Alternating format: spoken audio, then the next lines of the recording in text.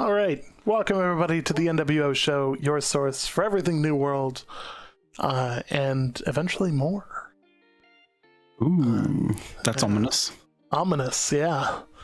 So we are of course in the process of creating new content for other games. As people have been aware, we are going to additionally cover Lost Ark. We're going to cover some other games as well as we kind of move forward as a channel.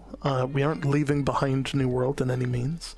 I did want to quickly apologize for last week, as normally people come join us on Tuesday nights, 7 o'clock Eastern Time. And unfortunately, we, and by we, I mean mostly me, I had a scheduling conflict that was unavoidable with work.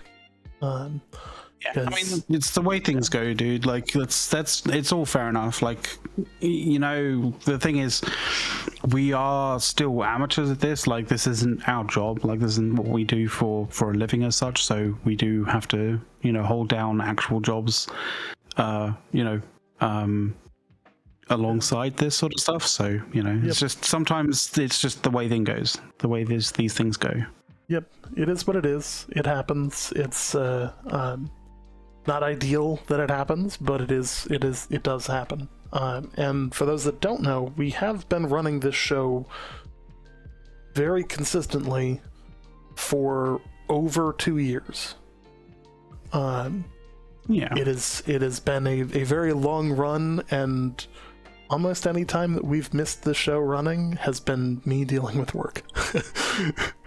So, but then again, to be completely honest, your line of work, that is understandable when we've had the few years that we've had. It's been a bit insane. Oh yeah. For those that don't know, I work in emergency management, so naturally the last 2 years have been challenging. I mean, so, I didn't want to say it unless you wanted to say it, so I left that to you.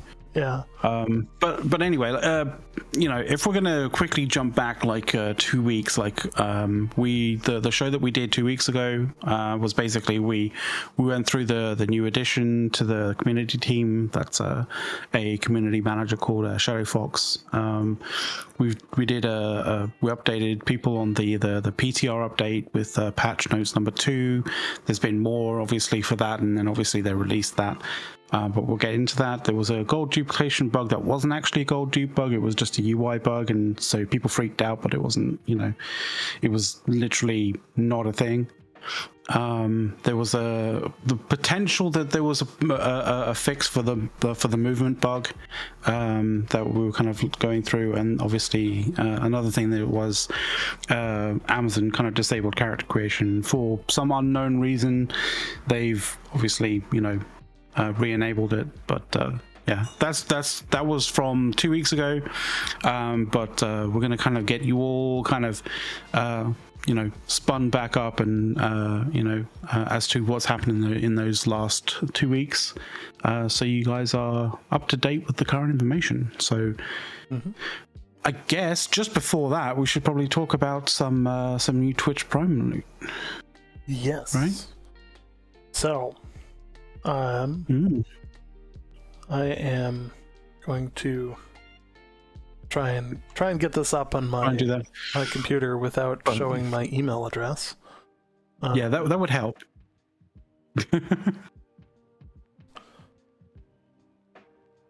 Yeah, don't dox yourself. Oh yeah, of course. My stream deck starts throwing errors.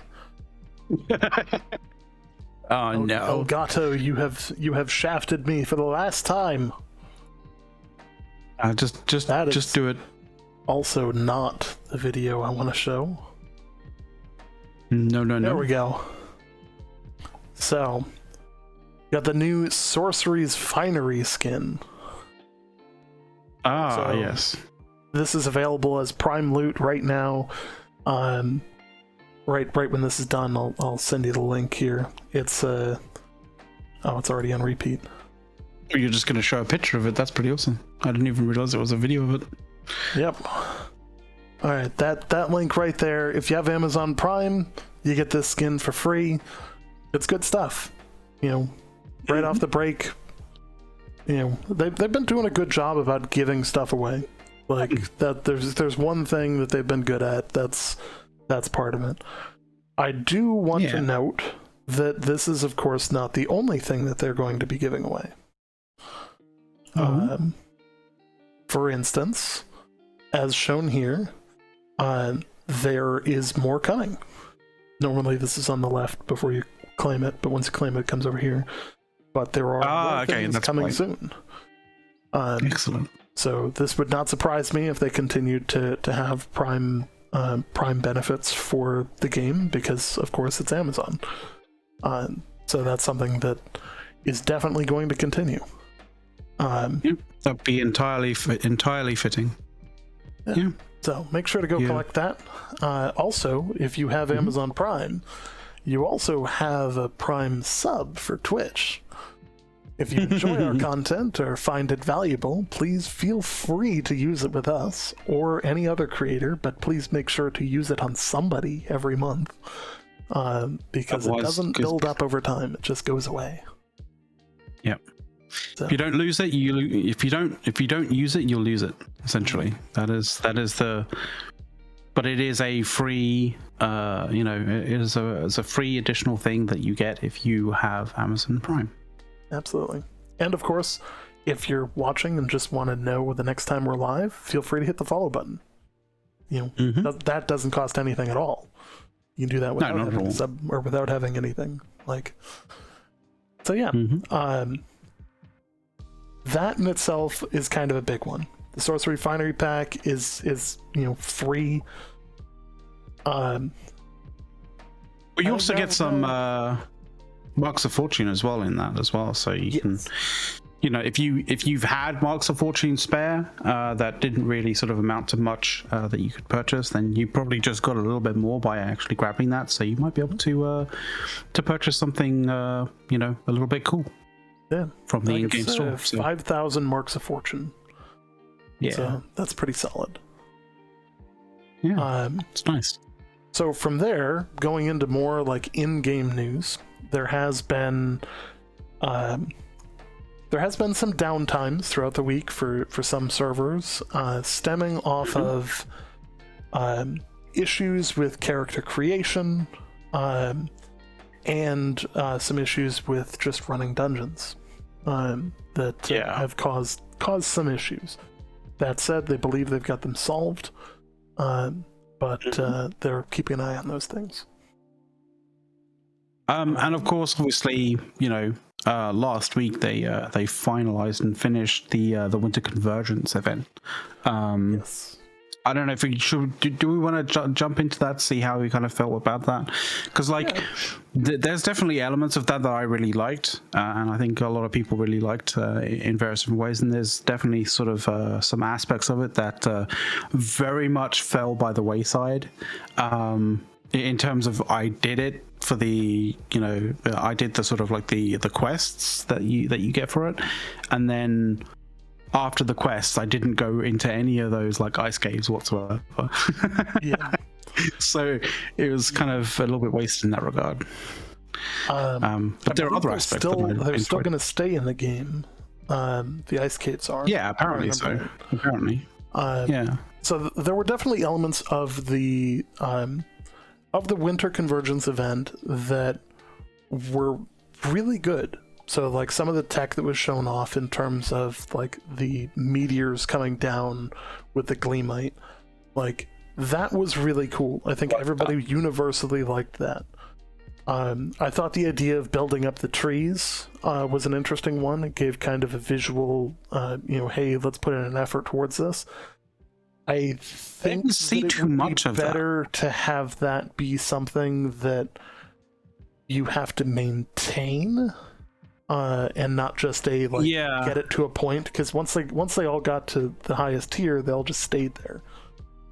Yeah, I felt like that because I didn't really see much massive difference to the trees. I think it was a case of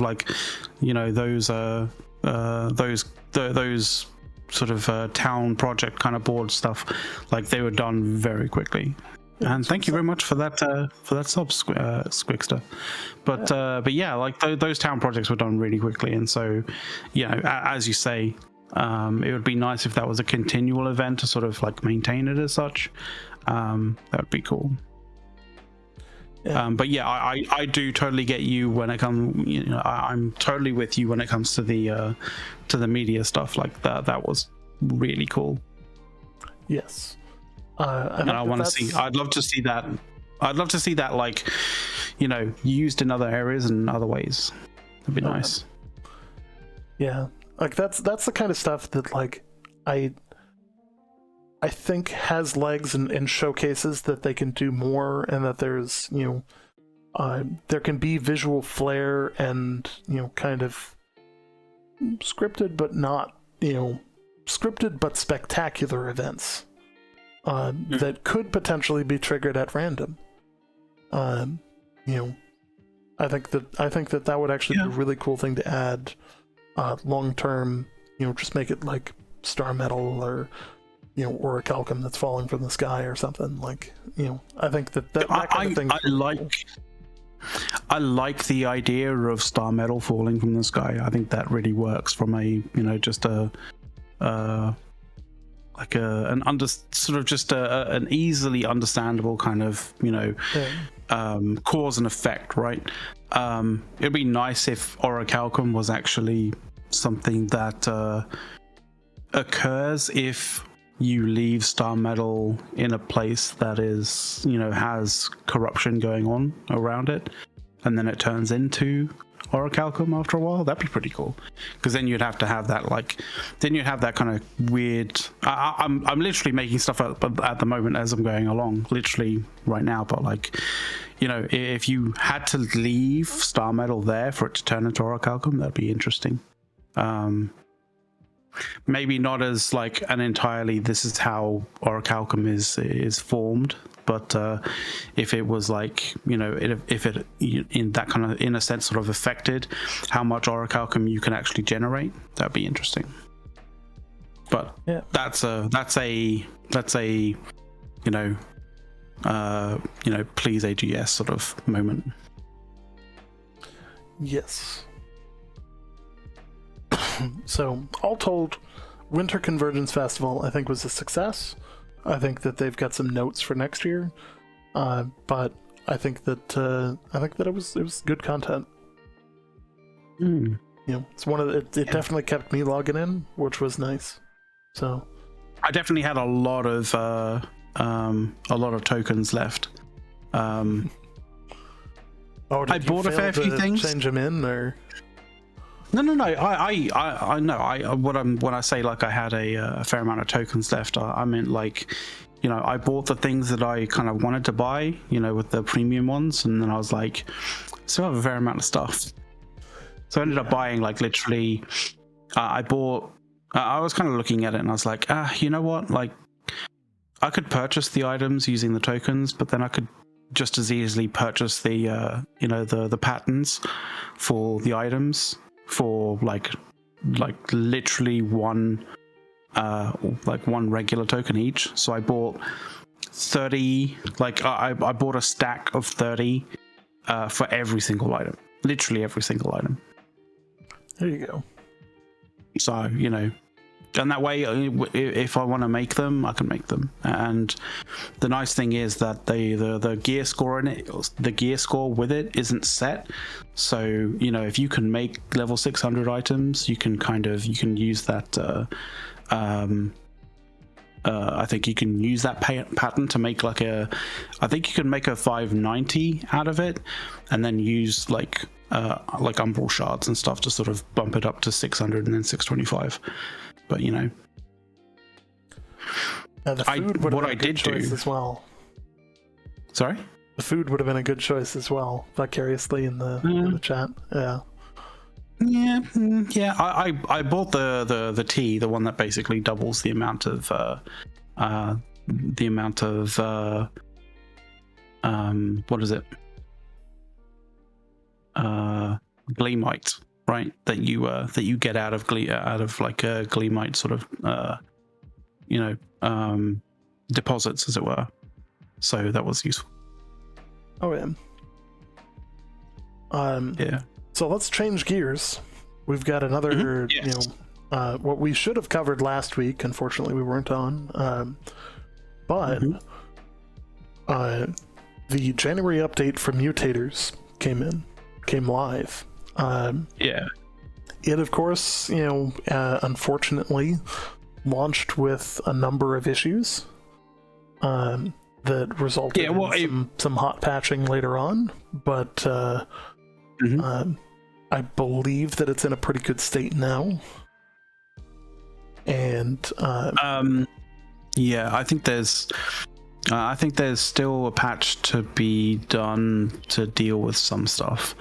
There's some issues with regards to mutation scores, not being calculated. There's some issues with the cycles. So basically, mutations, the types of mutations that are available for you to mutate are on like a cycle, and apparently they should change or like every week or so.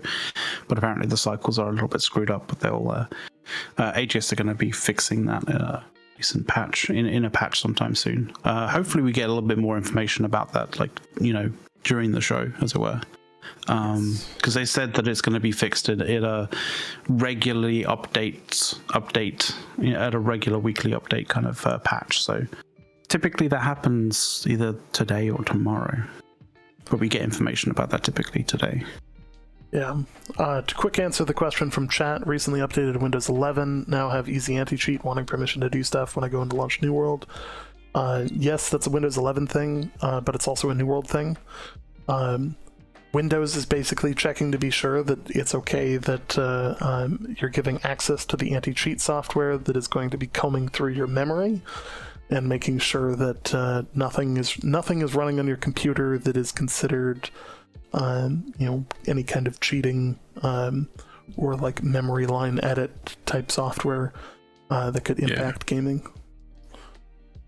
So they also released something, a new addition to the sort of easy anti-cheat stuff that we'll talk about a little later on. But it's interesting. It should help curtail some stuff that has been egregious for a while. But yeah, should we talk about the patch as such? The expedition mutators, the expertise scaling, gear score increase, all that jazz. Yes. So first and foremost, mutators. Mutators are basically adding an additional level of complexity to running expeditions. Functionally speaking, they are more challenging versions that are going to require you to gear specifically against the mutation event itself. So whatever is specifically changed in the event, you're probably going to want to run gear that is directly it is going to help you in some way. And they get surprisingly more difficult. There has been some controversy, we'll call it, around this, where it is basically, barring a certain gear score, you can't run certain levels of the mutations. So you need to have high gear score to run higher level ones. It's not just that. You need to there's like a scoring system inside of it. So when you start with the with this sort of like system, it's basically a progression in terms of tiers and in terms of like scoring. So you have to you can't just jump in, and because there's like I think there's up to like 10 levels of this of like mutations that you can do, or there's a mutation of various different forms, but those mutations can have a difficulty scaling of like 10 tiers.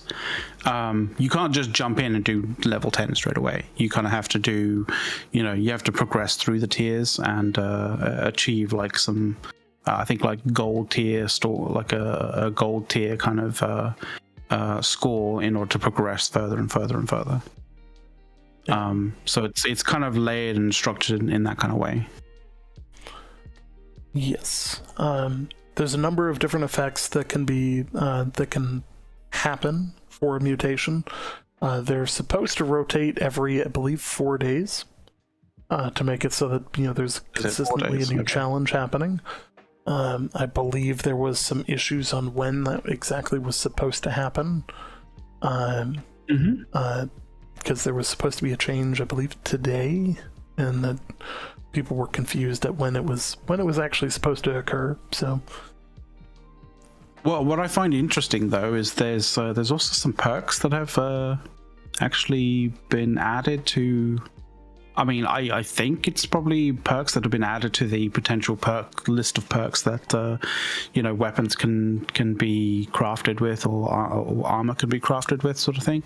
And it's kind of interesting because like it's not just stuff that is only going to be applicable to essentially applicable to running stuff in dungeons. Like it's the damage and the absorption and stuff like that is very much based around stuff that is also used in PvP as well. So it's kind of interesting. So some of the mutator perks, the weapon perks, like you have basically flame, frost, arboreal, and abyssal attunements, which basically add up additional 15% weapon damage as like, so basically the flame is fire, the frost is ice, the arboreal attunement is nature damage, and the abyssal attunement is void. So you're adding additional 15% weapon damage with those attunements to weapons, and obviously along with that you have the appropriate armor perks that kind of are absorptions to that. So you get you gain 4% fire absorption for 5 seconds once you're hit with fire damage, and obviously that is per piece of armor. So and so you have flame conditioning, which is the fire, frost conditioning, which is the ice, arboreal conditioning, which is the nature, and abyssal conditioning, which is the void. So yeah. It's I think it's quite nice because it's not just specifically relating to to the mutators and to the expeditions, but it is something that is completely game wide, including in PvP. Yeah. So that's nice.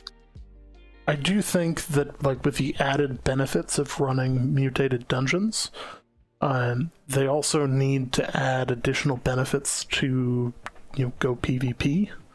I know a lot of the issues with this current patch has actually been, the PvP community has argued, well, everybody's running these mutated dungeons and nobody's queuing up for Outpost Rush.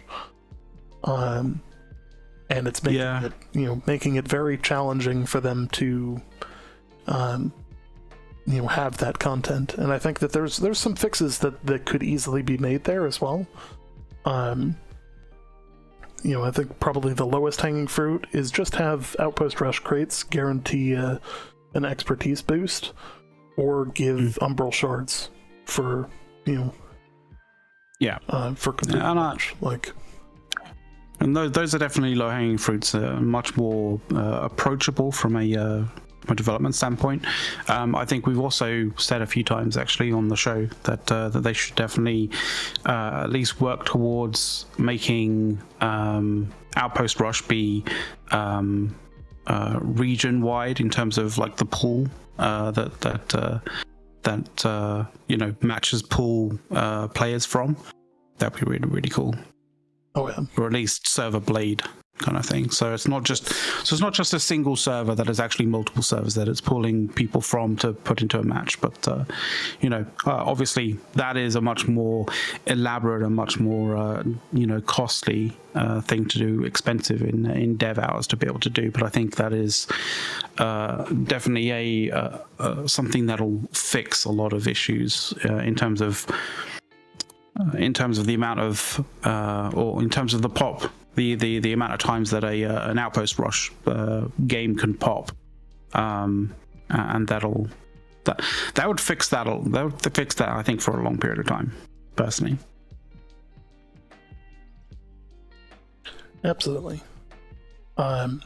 So the next system, so obviously they added in mutations, which is a substantial system in itself. I think that they should also consider making level 60 versions of all of the other dungeons. Because the mutations are only for the top, the end game kind of the end game expeditions, right? Like it's the only 3 end game ones. Yeah, and I think having the opportunity to replay Amarin, with level 60 enemies, with mutations on that as well, could be really fun. But as it stands right now, there's really no reason to ever play Amarin again once you level past your mid-20s. So like that's potentially replayable content that they could easily make replayable for everyone, and kind of shift up the meta a little.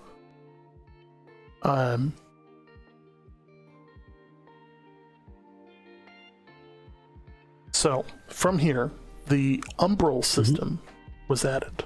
So this is increasing the gear score to 625, and additionally creating a system beyond the expertise system, so that you can level gear that is either 590 or higher up to a 625 gear score.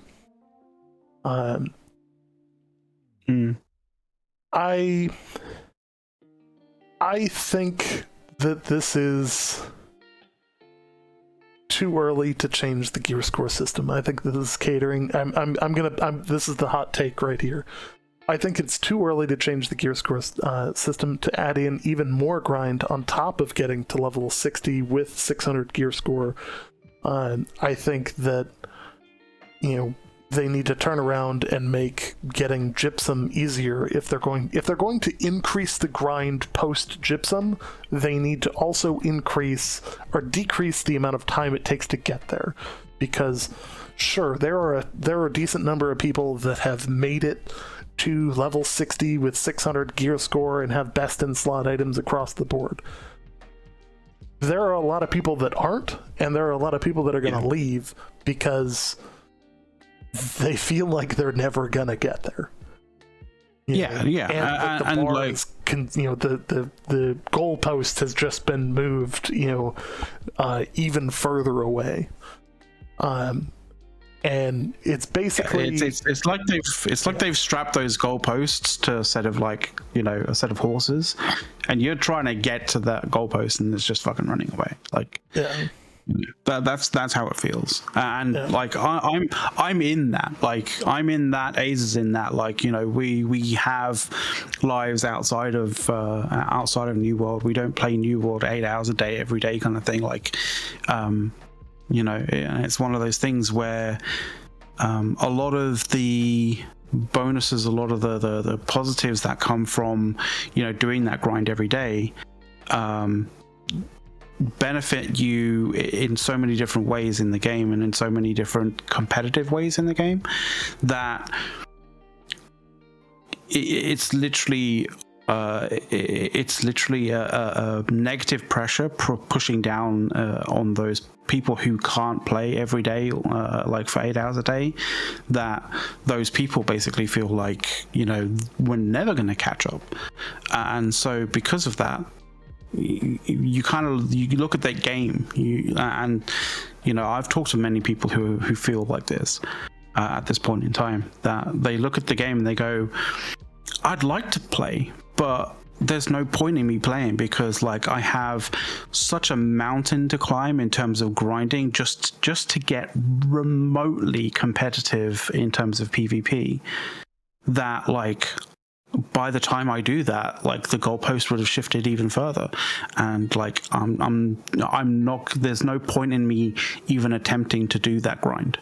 Yeah. So what's the point in even playing the game? And that's the value judgment that people are doing at the moment with the game, unless they are that particular type of player, that particular type of super hardcore player that doesn't have anything going on in their life other than playing New World.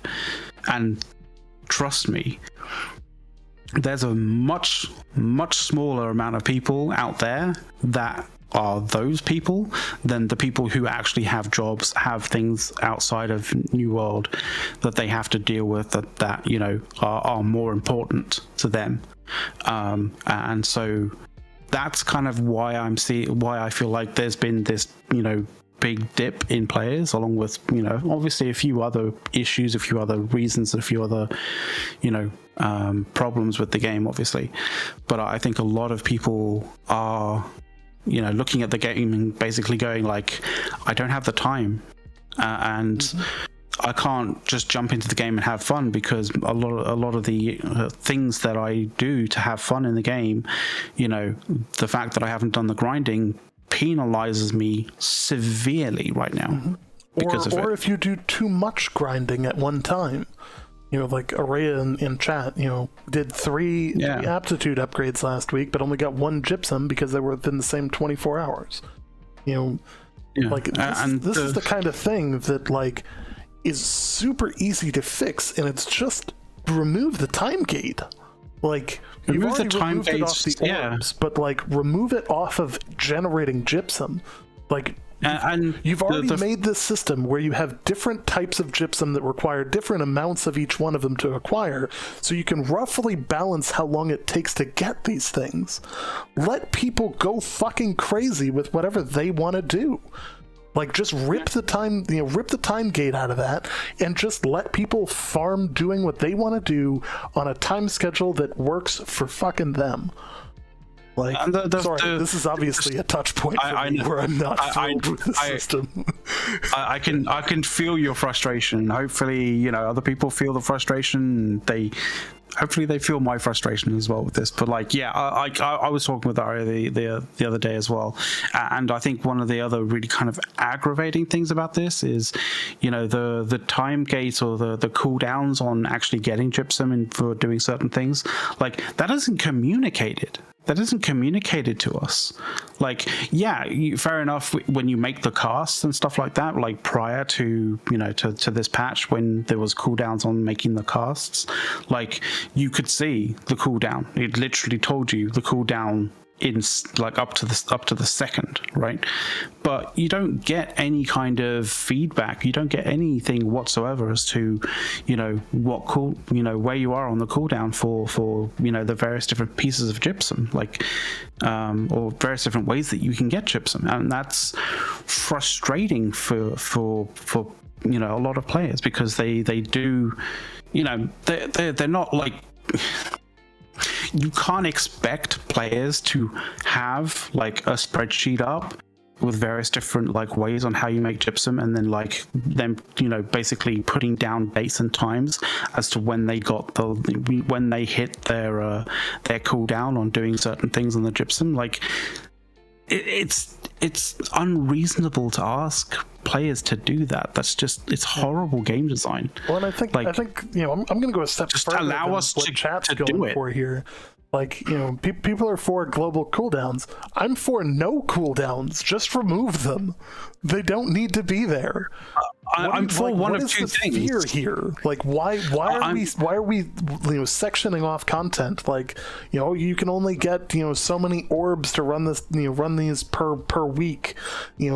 Why? What is the fear that people are going to play too much of the game? Like, just cut the damn time gates out. Like, I mean, they cut the time gates out for like creating the orbs, and that was great. But like the thing is, we still have time gates for various different other things, and I can understand, you don't want like those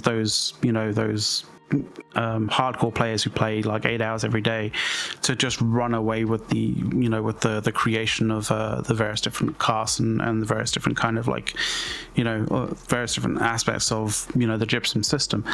But like you can develop systems that allow the more casual players who maybe only end up being able to play on the weekend to be able to do all that they need to do on the weekend and catch up quite easily, without handing those hardcore players like a free reign to just run away with the game. Like it's fairly easy. You just you set the cooldown to be after X amount of these casts being made, and then the cooldown is like 6 days. Well, like, if you do this every day, you won't hit that kind of thing. But if you get to a weekend, if you haven't played for the whole week and you get to the weekend, and you can just smash out all of those casts like in 2 days and hit that like 6 day cooldown, then you're good for the 6 days until the next weekend. You're good. Like. And we've talked about this, before on previous shows. It's the cooldowns that are really sucking. It's two things. It's the cooldowns that are really sucking the life out of people wanting to carry on doing content, but it's also the gear score stuff that people who play the game every day, all day, every day, just being able to lord that combat capability over everybody else is also killing the game. Well, and the thing is, you look at Emerald Gypsum, for instance. Sure, you can farm a lot of it, but make it harder to get then. Like the fact that they have isolated out all of these different types of gypsum, they've created a way to create that balance. Just make it take more gypsum for Emerald to actually create a cast. Like, done. I've solved the problem. They've already implemented the solution. Boom, done. Like they have the dials and the levers to be able to do this. They just need to look at the various ways of the various methods and how long it takes for people to generate those things, and then balance that out in terms of how much effort, how long it takes, and how much bonus you get to your expertise. Just make sure that everything is relatively even in terms of value, and then people will not feel like one aspect of doing one kind of one way of developing certain types of gypsum is far worse running than others. Like, you just have to look at it and balance it based on the amount of time and the amount of effort. And it doesn't feel like they've done that yet. Yeah. And that in itself would solve that would solve the need for time gates. Because you're shifting the gate from, oh, hey, I shouldn't be able to run this over and over and over again because there's an artificial 18 hours or 16 hour timer between. Something like that, yeah. Yeah. Like from this artificial timer to, in order to generate this thing that is going to guaranteed get you an upgrade in your expertise, you need to complete X amount of content, which roughly takes and is balanced with other forms of gypsum to take X amount of time and or resources. In the case of Emerald, where sure, you could get 1,000 of them. You're going to blow through a shitload of gold in the process, but you could do it. Yeah. As you can kind of tell, we have a bit to say about the system, and granted, the system hasn't, like, the gypsum system, like this patch wasn't introducing the gypsum system. Like, the gypsum system has been in, since I think it was like, December, like early December, right? But these systems on top of it are just really, really they're really accentuating the issues. Yeah, you know what I mean. So, well, it's adding that additional level of frustration for the players who haven't hit that 600 gear score. You haven't hit that 600 gear score, and you're getting further pushed behind by pushing for yet another system to have to grind through, and it's just it's painful. Like, you gotta remember that, like, it's not just about setting up the grind. People don't want to play for just the grind. Like, you want to play because you're consistently being rewarded for that grind, and that that it's fun. Things that aren't fun, getting into an outpost rush match, going, okay, hey, I got to play 2 of these today so that I can get my gypsum for this, and getting to the end of the match where you get fucking stomped, like, just fucking destroyed, and sitting there going, I didn't even get any gypsum for this. Like, because you're just getting dumpstered by people who have 600 to 625 gear score stuff, like, and it's that, and that's the other thing. That's the other thing that it is, and that's the thing that I was talking about as being like that negative pressure downwards. It is like people who, have no time, or have, they have all the time in the world to play. Versus people who don't really have the time to play, because they have responsibilities in real life, and it comes to the point where you go and you do outpost rush and you get basically dumpstered by people who have been hardcoring the game for so long. Yeah, and so. There's a section, of the release notes that says PvP damage former update. We've adjusted the way the armor mitigation is calculated to use enemy gear score value instead of your average gear score. Like, as far as I can tell, to adjust for the difference in armor mitigation, we've increased the damage for low-level players due to high-level players, and reduced the damage for high-level players due to low-level players. Like, as far as I can determine, like, that doesn't really happen after your level 60, or like past your level 60. It should, but it doesn't seem like it is. Like, if you guys out there have a different experience to this, please let us know, because I don't know. I've been in a fair amount of outpost rush, and it doesn't feel like there is scaling in any way, shape, or form. Between one level 60 and another level 60. Between 520 average gear score or 600 gear score. Like, it's as far as I'm concerned, that isn't something that is actually functioning at the moment. So in a match where Outpost Rush can literally put you in a 12 versus 20, there are plenty of opportunities to not get 500 points in OPR, because you are literally outnumbered almost 2-1, and they can and will find you anywhere on the map. Like, I've run into this personally multiple times. Now, I don't want people, like, for anybody who's watched this show for any amount of time, we've gotten shit on both sides of the aisle here, in terms of, like, we love the game, we're too happy about the game, and then we've got the other side of the aisle where, like, shows like this one, where, like, obviously we're venting about something that is frustrating us to all hell. Like, that said, I understand. I want this game to succeed. I think that it is a good game. That said, I think that there are some things that need to change in order to keep the balance of the game, keep the game fun, keep the game engaging.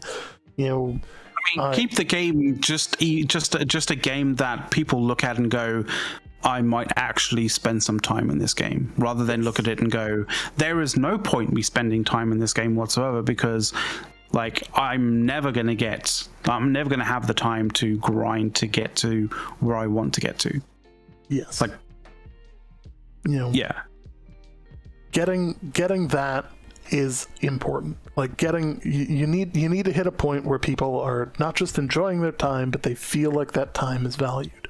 I feel like the time that I spend post getting my gypsum is wasted in a lot of ways. It's not optimized. It's not, I'm not getting the same benefit for doing certain things that I feel like I should be able to get, because I can't play every day. Shit, last week I wasn't even able to stream the one day of the week that we normally stream. Like, life and changes. That's the thing. You get busy. Like, you shouldn't be sitting here going, like, by my math, in order to get max 600 gear score, not even touching the Umbral system, by my math, it's going to take me into next year to get 600 gear score.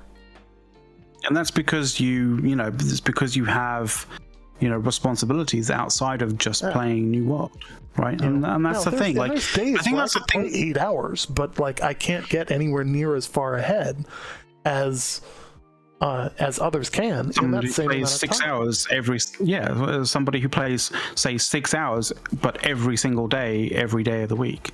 Yeah, like. You can't compete somebody who with plays that. 1 hour 6 days a week versus the guy who plays 6 hours 1 day a week. The guy who plays 6 hours 1 day a week gets dicked. Like, their time. Yeah, actually, that is very, very true. The system works, and with these cooldowns, they just get shafted. Like, that's just how it works. And I'm sorry. I know that people look to me and they go, "Hey, you're normally a huge cheerleader for the game," but I'm saying this really needs to change so that it is a better experience for everyone. Yeah, and if you want the game to continue to slowly decrease in the population, and for it to never get above, say 70, 80,000 players, separated out into a whole host of different servers, then the way that it's going right now is literally, the roadmap for that to happen. Like, casual players don't want to play at this point in time, because it's just not it's not viable. There's no reason to do it. It's literally a waste of our time.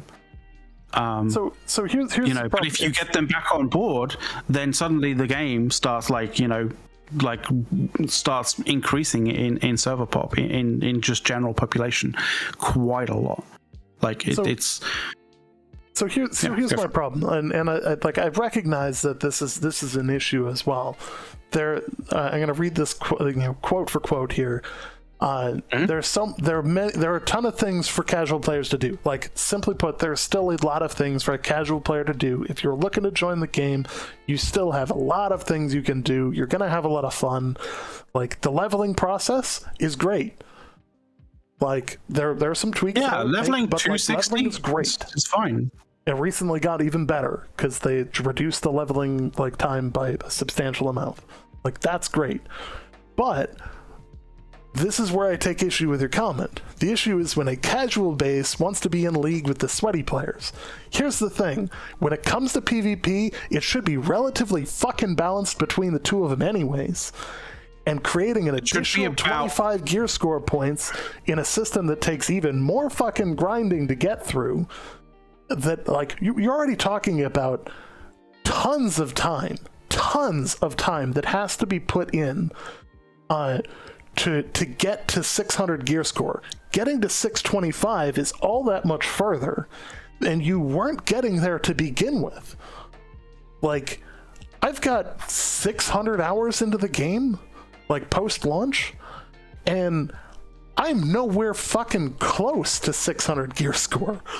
Like, Yeah. And the problem is that, and again, when it comes to PvP, the difference in between a level 60 with 600 gear score and a level 60 with 510 is the difference in between a guy who's having a lot of fun dunking on people and a guy who's just getting fucking dunked all day. Like, literally, even what I refer to in Outpost Rush as like house tending, the guy who goes around and mines and gets the wood to build up the base, and the Azoth for the brutes and stuff like that. That guy has a fucking dramatically different game when they are 600 gear scored as a player versus when they are 510 gear scored. It is a world of fucking difference. Like, dramatically different in every way.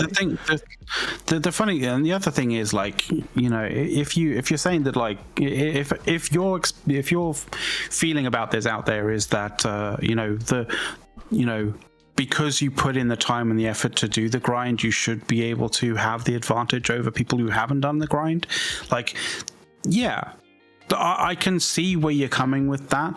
But the thing is, when it comes to PvP, like, the capacity for PvP to basically deny people from being able to play vast aspects of this game is quite significant.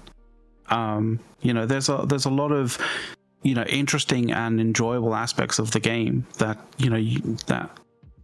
are part of, like, the PvP kind of aspect of the game, and if your gear score is basically just denying you that from being able to play, like, that is a fucking huge negative to even just thinking about playing the game. Yeah, like, it's basically telling everyone that, hey, unless you put in 150 hours to grind out your gear score, you'll get and we're not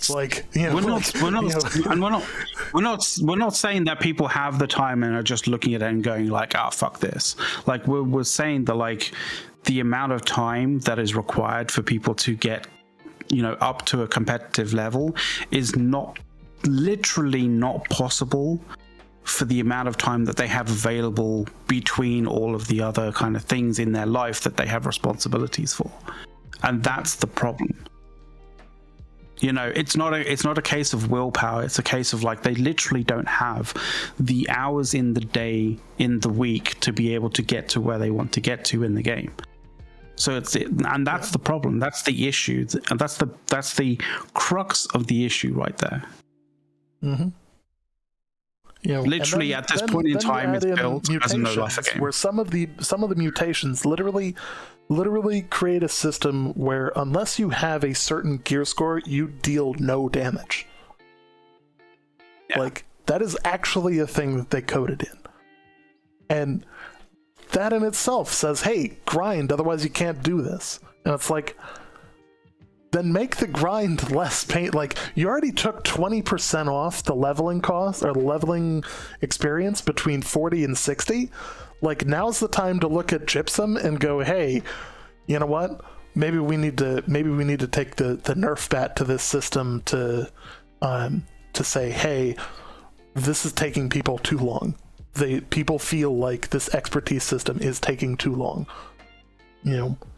How can we increase? How can we make this feel important? Like, this boils all the way down to when you do get that ever so wonderful increase in your expertise score, and you sit there and you go, oh, I've got 526 now. You open your cask and you get 2 fucking points towards your fucking. And it's like, what the fuck? Like. That's like it in my mind, that is not a statistically relevant number. Like, that is like, no, screw you, you're staying low gear score. Like, I do get where you're coming from, dude, and that I know you're laughing about it, because it's like, that is the only way to really cope with the situation. Right? It's like getting angry about it doesn't solve things, so you're gonna have to laugh about it when you're running through an anecdote about it, right? So understand. I completely understand where you're coming from and your reaction to it. I'm there thinking to myself, like, but like, how do you fix that system, right? How do you fix that kind of that feeling that you need to do this, right? And it's one of those things where I'm there thinking to myself, if you just did gear score scaling from a PvP standpoint, does that solve the issue, or does that just basically negate people's desire or need or want to go through the gypsum system in any way, shape, or form? Or is the better way to basically make gypsum easier to get and to get that bump, or to have those bumps in expertise be a lot larger and a lot more often, right? So I wonder which way is the best way, because I know that one way would be a very easy way of being able to like just level the playing field in terms of PvP and make people realize that I don't need to do this in order to be competitive, at least from a PvP experience, from a PvP kind of standpoint. But then there's still that like cooperative PvE kind of experience, which is requires the grind and requires the coordination, that kind of jazz. Yeah. So I don't know. I don't know which one I prefer. I'm fairly certain that both will do the right. Will kind of solve it. But I think one will take a lot more tweaking, than the other. Yeah. Now, yeah. I do want to say that, like, despite the fact that, like, this has been like a never-ending, like, us just ripping on certain systems, the game is fun. It is worth playing. There is things that everybody can find to do that they will enjoy. I'm actually enjoying crafting right now. Don't let the systems that we're upset with prevent you from having fun with your game. And yeah, I'm actually enjoying crafting, like learning crafting right now. Like, yeah. Yeah. I think I'm like 177, I think, in armoring right now, and it's actually quite fun because like the rewards that you get, like in the process of like refining materials and doing this, that, and the other, like it's actually really good. Like it has a good degree of like getting consistent rewards in the process of it. So like there are definitely elements of the game that like are still very fun and still feel very rewarding. So Now, they have also done some stuff to make life a bit easier. So, for instance, they've added fast travel shrines next to all of the expeditions, which I think is a valuable add. Like, I think there's some people who are like, this sucks for open world PvP, but you can't win on every front here. Like, like. We'll give you concessions, but not enough. Throwing you a bone much. And making it easier for you to get to these places and do the content in the game. Sure, it makes it less likely for PvP players to run into each other as they're trying to get to these places, but I would say though that like they have thrown sort of like crafting a bit of a bone, because like there's a lot of like new aspects of crafting stuff where they actually gives you bonuses to expertise and that kind of stuff. So like in that kind of sense, they've definitely done a solid when it comes to crafting. But yeah, sorry, I wanted to just get that out. Yeah. So they've also made some changes to Outpost Rush, which I have appreciated. Like, the Azoth cost increase for brutes was needed. Summoning stones now dropped on death, definitely needed. They've got the rarity associated with them, so people know, hey, this guy just dropped a brute token. But also having additional doors and stuff like that are all things that are really important. They finally also took the nerf bat to the fucking brute. Like those are all important things, and I think they're gonna make it more playable. But at the same time, they've also, by adding in, and I said this earlier, by adding in mutations, you've now reduced the incentive to run Outpost Rush, which means it's less likely for that to go for the actual Outpost Rush to pop as an event, because again, it will only start with 32 players queued up for it, which this is one of the biggest challenges, and the fix to this is have it be cross-server so that people queue up for a global server that allows them to play against a bunch of people from all of the other servers, not just the people local to them. That would solve that problem pretty quickly. Also, they need to do something about the balancing on teams having the correct number of freaking people. Like, having had loaded into a match that it was, I shit you not, 12 versus 20. Like, that's only going to end one way. Outnumbered 2-1, like, like the inevitable solution to that is, you know what? I'm gonna go walk the dog, because this is only gonna go one way. Yeah, like the game needs to be heavily unbalanced in a myriad of different ways, and you know and the 12 versus 20 situation to be, you know, like a seriously a seriously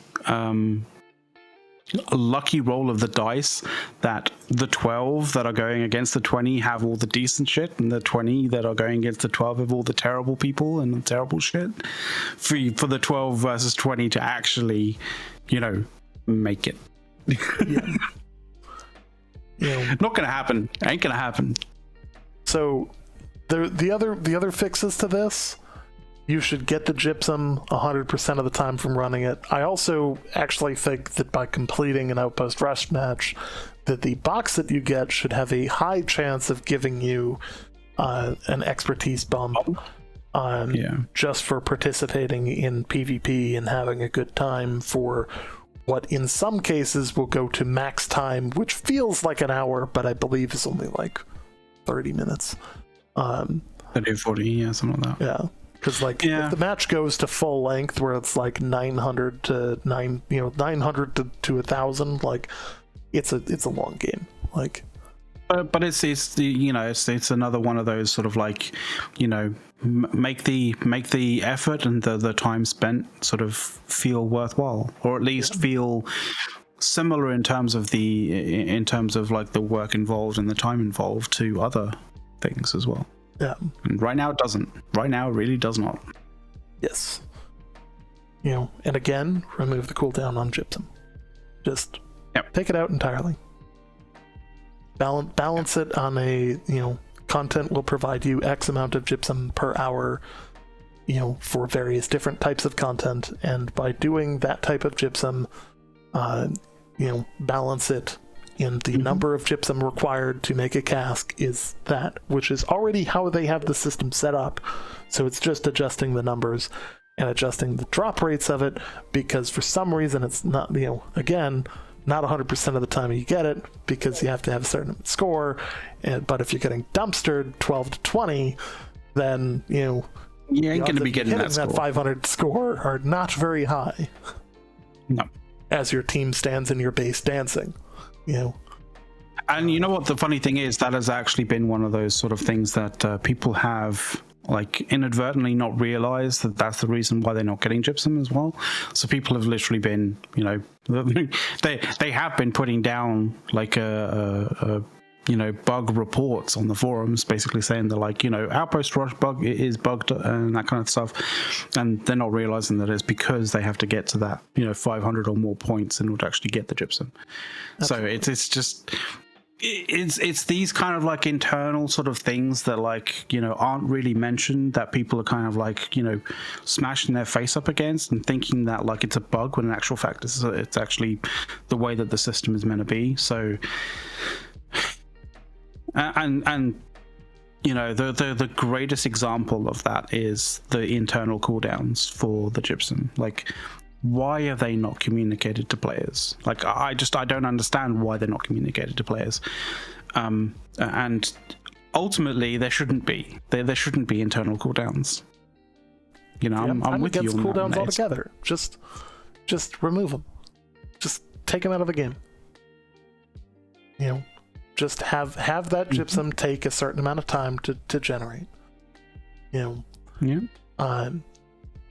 you know, and if there's a fear of like emeralds being too OP, then, you know, shit, make it something make it so that you have to use more emeralds to get a cast.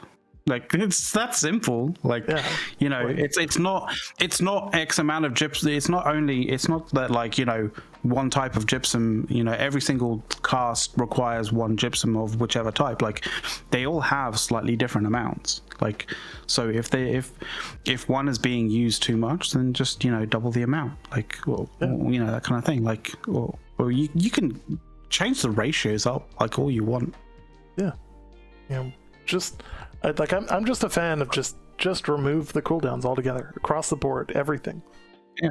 And I'm also a fan of everything should be sellable unless you have bound it to your character. Well, they did adjust a few things, like some of the stuff. There are more like, things, yes. Some of the stuff that was bind on pickup is now not. Yeah, but like some of those bind on pickup stuff has actually been changed to sort of is not bind on pickup, and it actually is like sellable on the market, that kind of stuff. Like, I think there was a fair amount of stuff that when it comes to sort of crafting the expedition keys and that kind of stuff. Blister seeds, that kind of stuff. That's been changed so that like they're now like tradable and all that kind of stuff. So that's pretty good. Which I think that's a win in the right direction. You know, yes, I think that is the going in the right direction. Items need to continue down that path and stop the damn time gating. Like, exactly. You know, like what? Why can you only buy so many orbs? Like, what's the logic? Like, is the fear that too many dungeons are going to be run? Like, oh no, people are having too much fun in the game. We should stop this. Like you know. Yeah. Oh, the humanity, they're playing the game. Like if they're enjoying it, let them do it. Like, you really have to like wonder as to what the ultimate kind of, you know, the ultimate reasoning behind that kind of decision is. Like, what the fuck's going on with you in terms of like your reasoning for this? Like, I don't get it. Yeah. So, in other news, on an economy side of things, should we move from January update, or like, you know, because this is something that I think was necessary, that I think people gave a little bit too much shit to after the server merges. The housing tax has been, you know, obviously returned back to normal, and it is no longer an official dupe of sorts.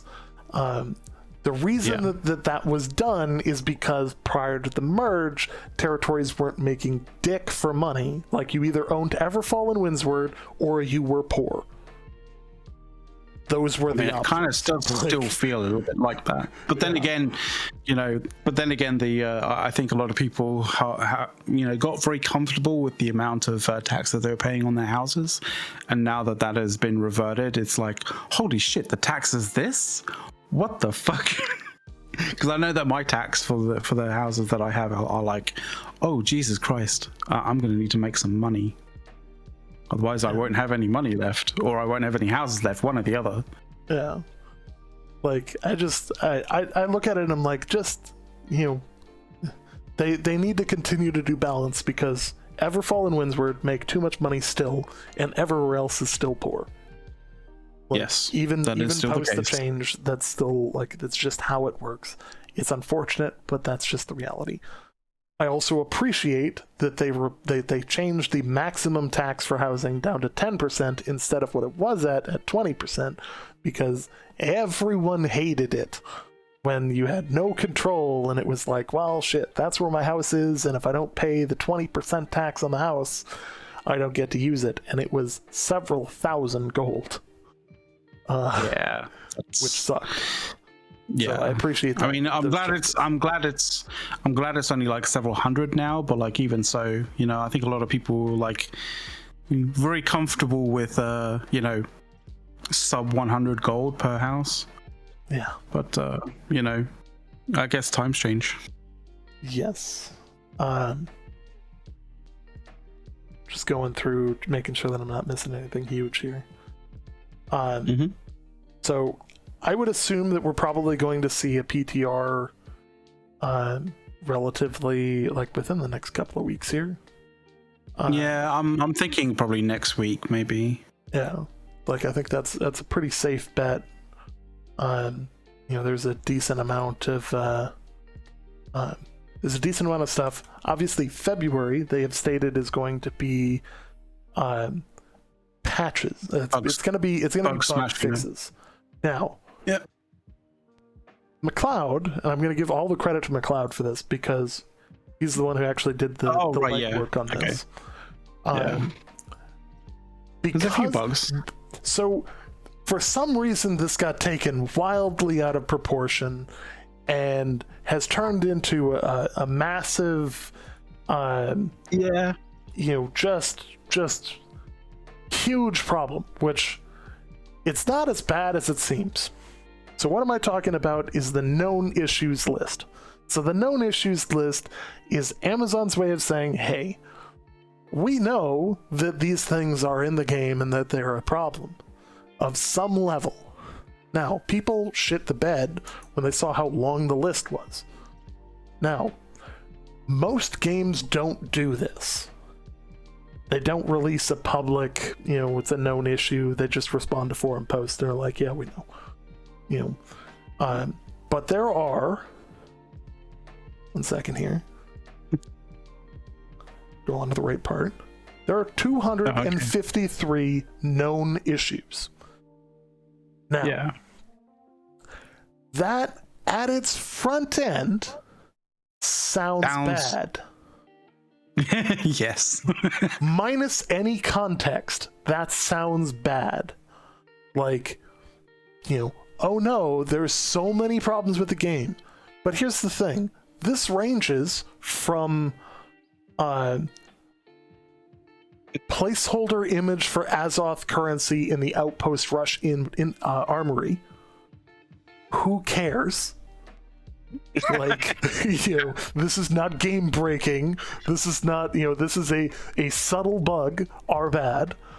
To, let me find one of the worst ones. Abilities break after a duel. What the fuck? Okay, yeah, that's or the movement bug or stuff like that. Those are big fucking issues. Like, so I would like to add that some of these issues aren't like universally accepted to be issues, because there were like there was an issue that like I was like, when I saw it, I was like, well, that definitely is a, if that is correct, that definitely is an issue that is like, requires immediate sort of like, so it was like number 31. Player cannot craft at outfitting stations, right? And I'm there going, well, if that is a problem universally, then they need to fucking fix that, because that is a very big fucking problem. The issue there is I'm currently, leveling up armoring using an outfitting station. So I 1000% know that is not an issue, because that's all I've been doing when I've been logging into the game. So I'm like, they're going, well, that's not an issue with me on my server, so it's not universal. So what the fuck? Yeah. So, like, it's like, again, like, the thing is, these are the known issues that they're trying to track down. Like, they had a user report that, hey, this didn't work, or this, this is an issue. We know it's a thing under some circumstances. Some of them are like game-stopping bugs for specific people under highly specific circumstances. Some of them are less specific, like the movement bug. Those are obviously things that they're looking to fix. That they're gonna take February here and they're gonna fix these things, so that when they turn around and release things like Brimstone Sands, which we've been talking about for months because we've seen bits of it. Like, we know it exists. It's in the damn files. Like, and we've literally had a show where we were literally talking about, you know, all of this stuff and showing, you know, data mined kind of stuff from it. Like, a lot of the stuff there is like complete. They just need to release it. You know, but at the same time, like, here's my thought of why they haven't released Brimstone Sands. I believe that Brimstone Sands is completed. I believe that it's feature complete. I have nothing really to focus that on, or nothing to base that on, other than seeing the data mine files. And knowing how long those data mine files above Ebonskill Reach. So it's immediately north of Ebonskill Reach. But not only seeing those files, but also knowing that those files have been there for that period of a fair length of time now. Yeah. Now we also know that Isabella's dungeon, or Isabella's lair, sorry, I gotta get the name right, exists. Not only because people keep seeing it, but because it's been in the freaking files for a long time. For those that don't know where that's going to be, at the back end, behind the church in Mirkgard, is a little drop-off, but there's a little stairway that goes down. Takes a little bit of doing to get down there, but at the end of that stairway is a giant white glowing gate, which is Isabella's lair. We know what it is, we know where it is, we know what it's going to be, and all of that. And that was fine.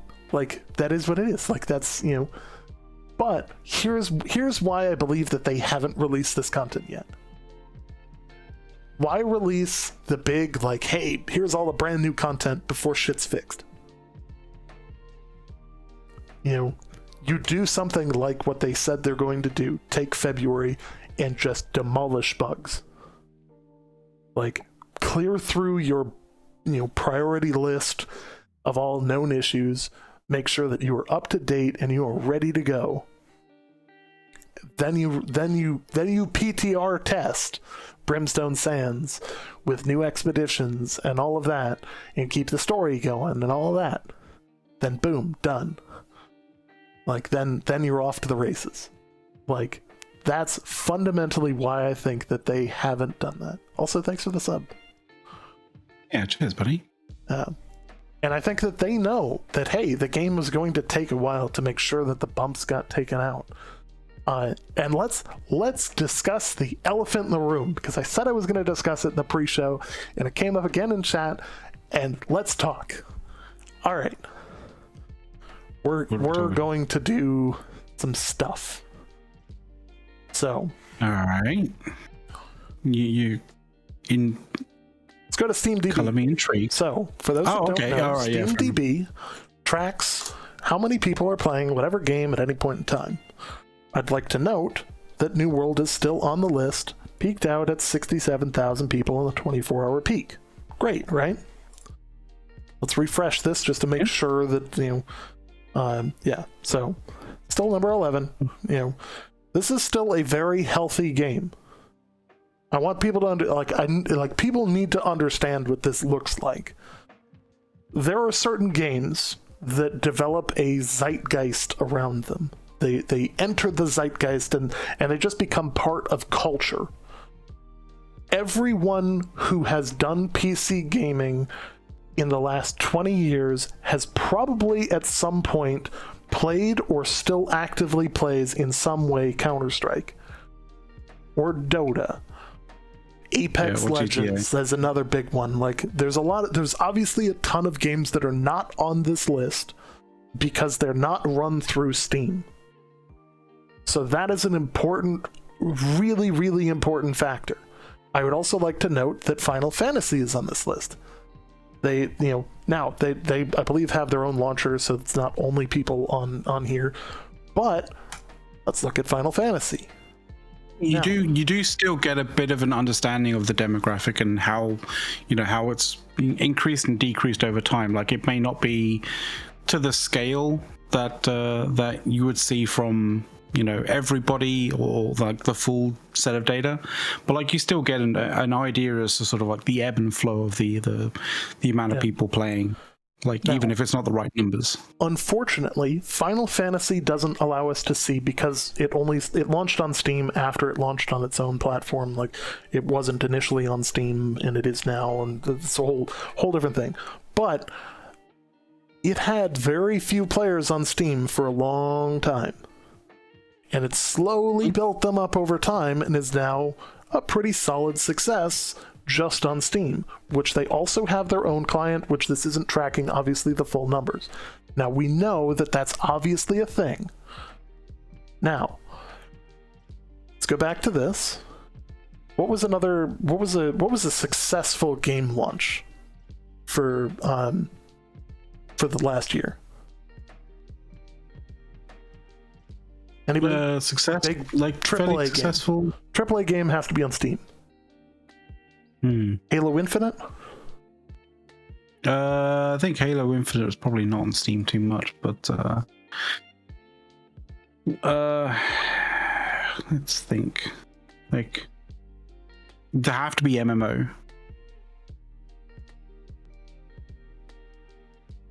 Does there have Halo to be an Infinite. MMO? 272,000 at its peak when it launched. Oh, okay, fair enough. 25,000 now. But I thought it was just New World. What's another one? Actually, let's go.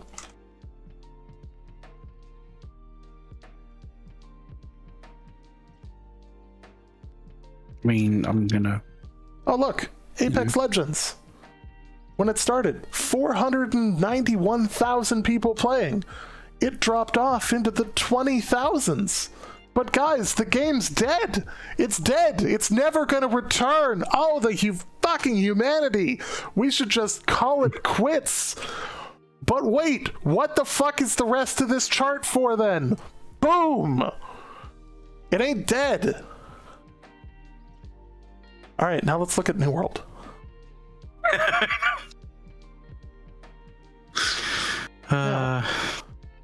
Go 6 months. I mean, the other thing is, as well as like MMOs, like these days, a lot of MMOs are you know, monthly subs, right? And if you're paying a monthly sub, then yeah, you're probably gonna feel encouraged to play. If it's literally just, you know, Valheim's a good one. But you know, if it's literally just a ticket price and you're not actually paying monthly, like yeah, you may not have that, you know, feeling of like, you know, having to get your money's worth every single month because you're paying every single month. But it also means that, like, you know, when the game turns, you know, a corner and becomes a lot better and a lot more, you know, a lot more acceptable for you to play, or a lot more, you know, exciting or challenging or that kind of thing for you to play, then you can carry on. You can jump in and play it again, you know, play some more. Like, it doesn't cost you anything. All right. So Valheim, people would arguably say that Valheim was a hit success.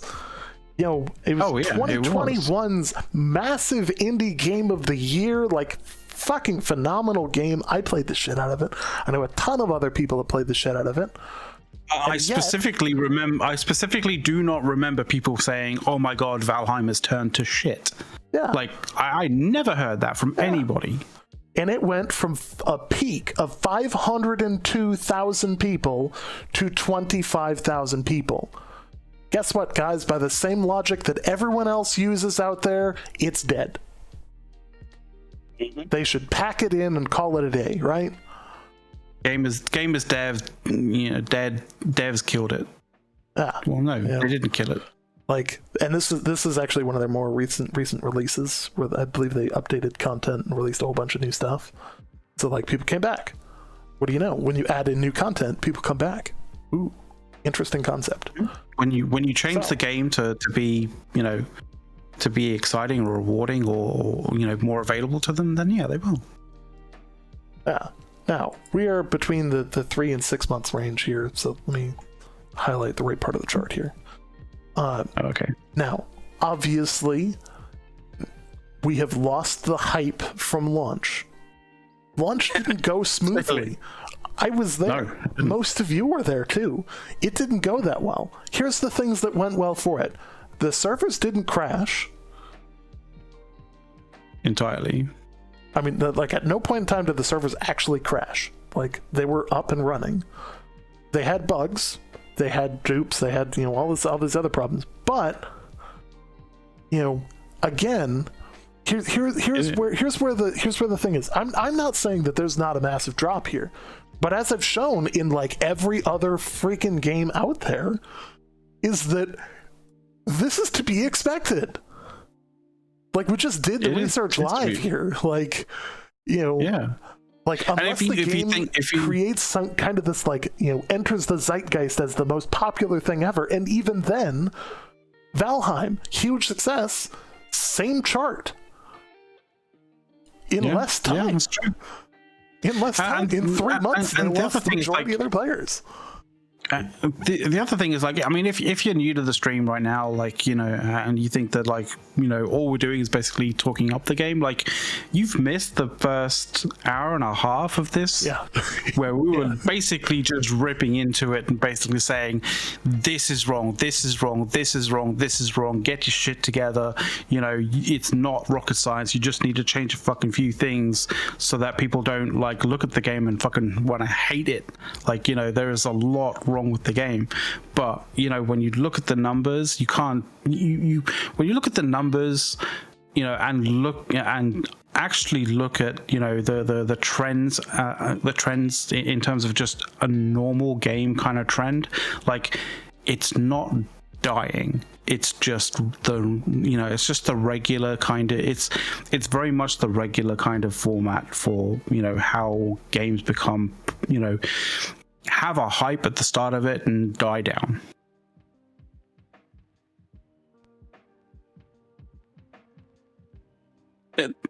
To some degree, you can't, like, it's difficult to compare different games, but, like, and I understand that, like, Valheim being a particular type of game, like, and it's, you can't.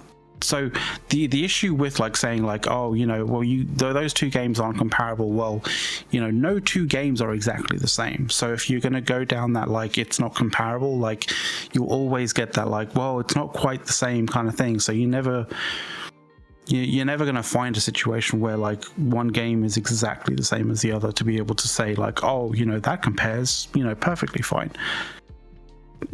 Yeah. Fair enough. You're not going to compare, like, an action MMORPG to, like I don't know, say fucking Grid or, like, fucking Colin McRae Rally. Like, yeah, fair enough. You're not going to basically do that kind of comparison because that's ridiculous. But, like, we're not choosing, like, cross-genre kind of games. We're choosing games that are somewhat comparable to some, to a degree. The thing that all-time peak players for Rust, 200 and some thousand, given that was down here. So, like, but we're trying to keep the comparisons to things that are on Steam, are primarily on Steam. Like, we don't have difficult numbers for the other ones. Like, there are estimates for what World of Warcraft had, but there's that's it's also a completely different use case because it's 20 years old and the market's different than back then.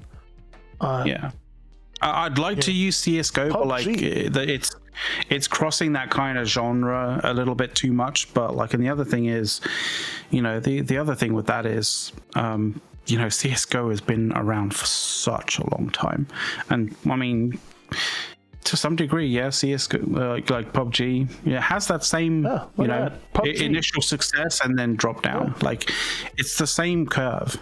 Game's dead. Game by the logic out there, if you lose a certain percentage of your player base, game's dead, right? Like, this is the thing that I hate about this, because obviously you can do things to turn the game around. That's the whole point of the continued development process.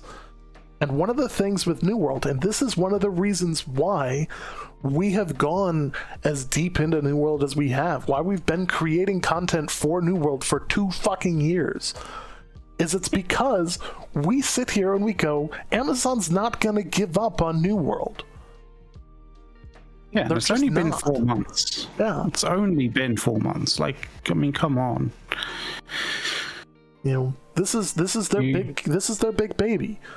They're going to continue to develop it. They're going to continue to throw money into it, and eventually, and as I showed earlier, you know, you're going to see something like Final Fantasy XIV, where you have a bit of resurgence. Like this. I mean, where, hey, it wasn't super popular for a very long time, given this isn't the whole player base, but it's representative as a percentage of that population. But you can see, as they added content was released. People came back. They refined more content. People came back. More refinements to the game. They came back. More people. Boom, boom, boom. Now, no one is going to say that New World's launch was great and that it was perfect and everything shit rainbows. Because it wasn't. You know, it was not.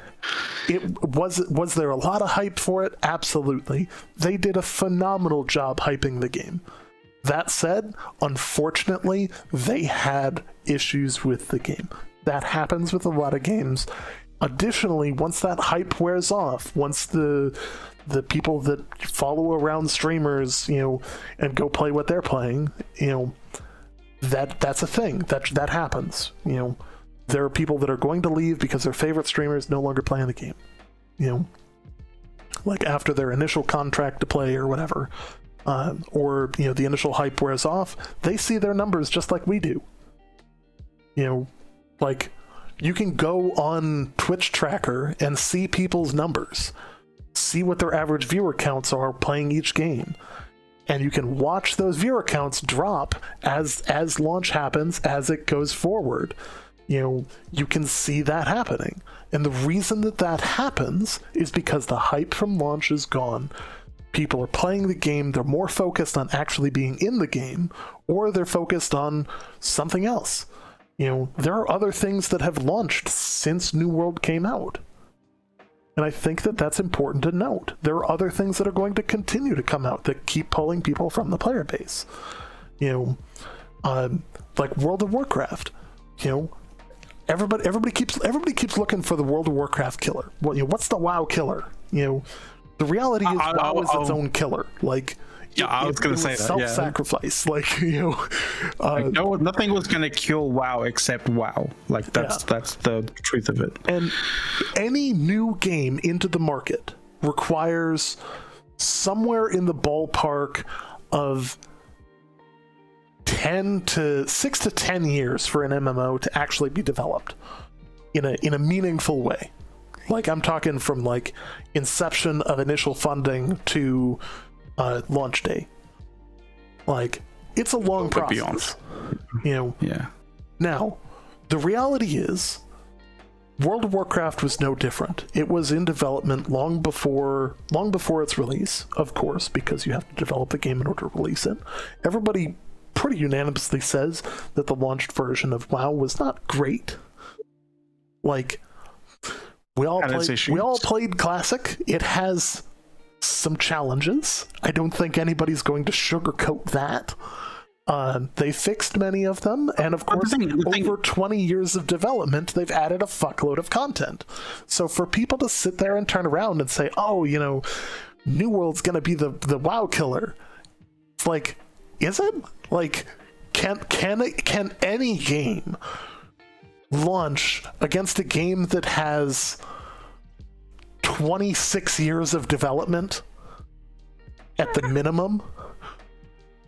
Can any game launching now with that little, with launch level content compete against that? No. It's not possible. You just don't have the development time. Like, your budget for developing that would be fucking colossal. Like, the crazy thing is, people expected it. People expect these things. Apologies, guys. The ads are running. Yeah. If you missed it, if you missed a section, you can always go back in the VOD to sort of check it out and stuff like that, and it's all good. But even so, right? Subs don't have to deal with ads. I apologize ahead of time. Twitch is fucking Twitch for. They got to make their money, and unfortunately, the way they've done it is created a just asinine system for ads for content creators. Are bad. Well, they're bad. I'm not taking the hit for them. That said, if you'd like to sub, we'd love to have you as a sub. Hopefully this is content that is, hopefully this is content that you're either enjoying or at least appreciate. So, yeah. Are we through with the dead game kind of like a sort of segue, as it were, or you still want to go on this train a little bit? Like, how you feeling? Like, again, this is showing like a pretty sure this number is lower than this number. Yeah, it's still going down, but like, you can tell the retention rate, because this is a curve, not a straight line. The retention rate is actually getting better. So hopefully they're going to make some changes to the game. They're going to make some fixes. Hopefully they also release some good new content, in the form of Brimstone Sands, which should bring with it a number of expeditions and potentially some new weapons that they've been teasing, like the blunderbuss. Those are all things that could get people back to the game. In the meantime, they also need to turn around and look at systems that are what I refer to as friction systems. Yeah. So, I mean, if we were going to really quickly précis like what we were talking about in like the last, first like hour and a quarter, like it's essentially like cooldowns, suck dick, get rid of them.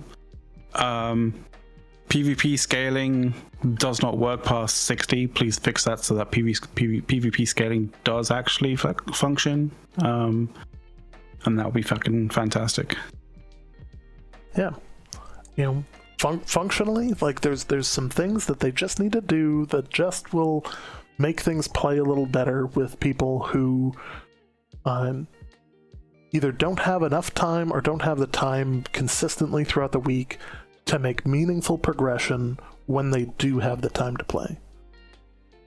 And I think that's important. Also, yes, New World Database. I want to do a quick shout out for New World Database. That we are embedded over there. For people that don't know the difference between embeds and view bots, one of the reasons that we have as high of a viewer count as we have is that we're embedded over on NWDB.info. So, yeah. Fantastic site, fantastic tools. And actually has, if you don't know already, they have a map which is like probably one of the best maps. I think it is the best map, like, to be completely honest, on the for New World, because it doesn't throw everything onto the map as soon as you launch it, which is fantastic. And it actually has a lot of a lot of good functionality there. So yeah. Check it out.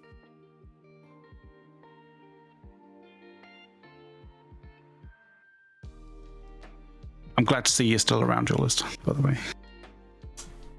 There's a link to it as well. Yay!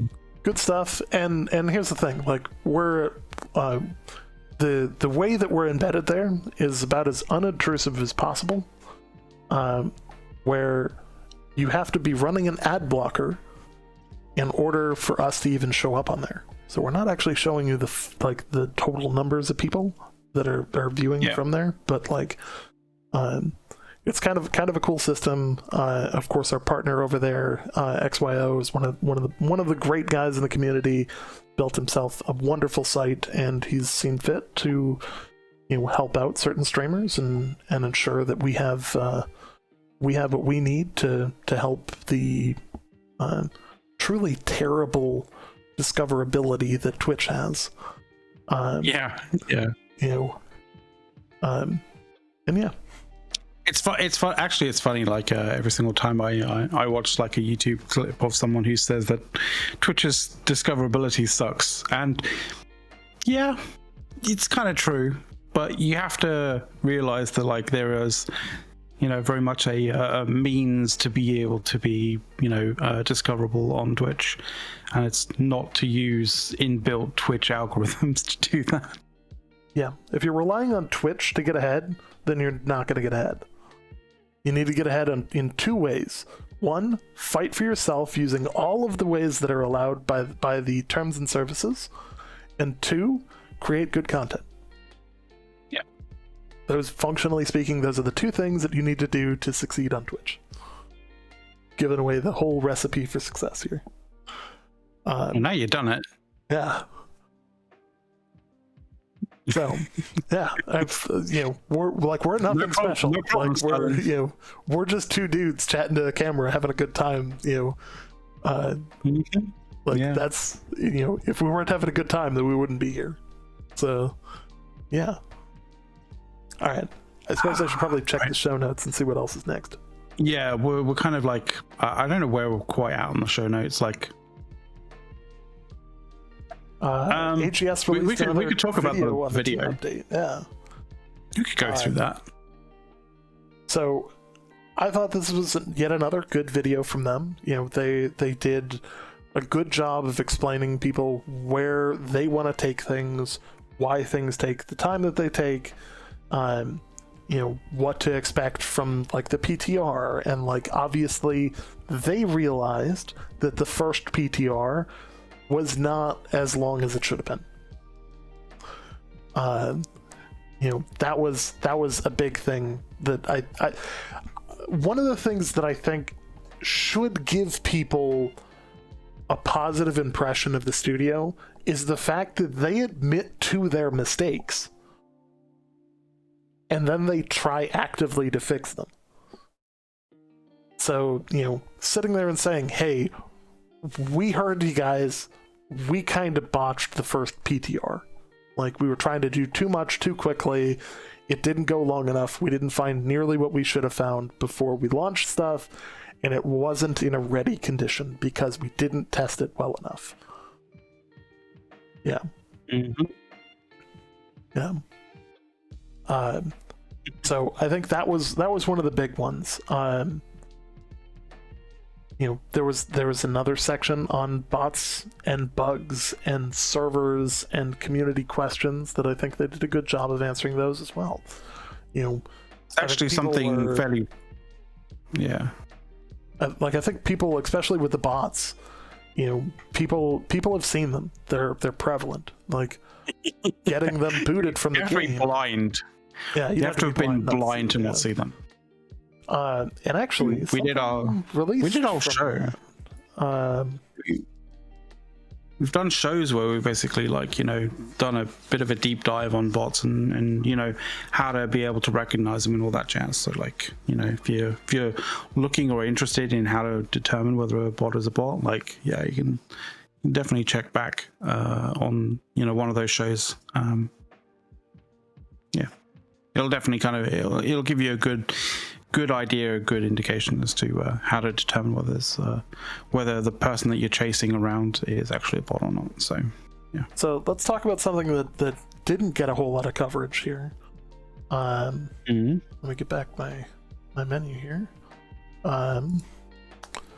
So might that be? On the topic of bots, they're deterring the prevalence of bots in gold sellers by disallowing virtual machines.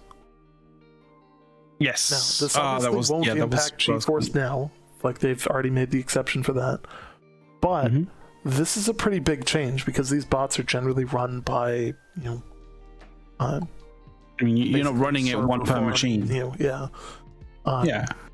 So this is pretty solid. Yeah. This should help them mitigate that a little bit. It's not the end all be all, but it's a potential fix for this. Neither of us work for Amazon Games.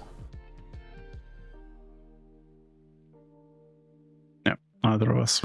No. Tech there is an argument to say that we work for Twitch, which is an Amazon affiliate, but technically we're considered individual contractors with Twitch, which is a separate thing. And we're just content creators. Like, we don't have any formal agreements or arrangements or anything, work based in any way, shape, or form with Amazon or Twitch. So yeah. So yeah.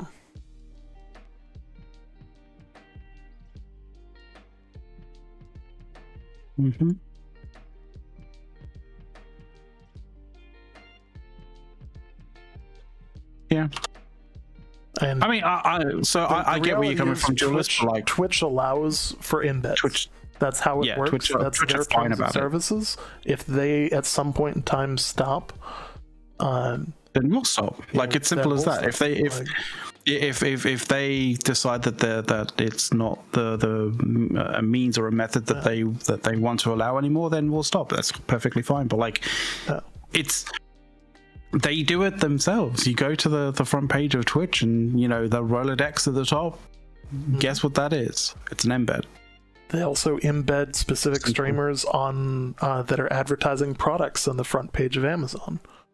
Like, it's not an unknown practice. It's not a rare practice. If anything, it's a thing that is practiced by a number of people. You can. I mean, if you personally like have a moral issue with it whatsoever, then that's completely fine. That is you. Don't change. But we're fine with it, and Twitch is fine with it, and that should be enough for anybody. Yeah. And either way, so yeah.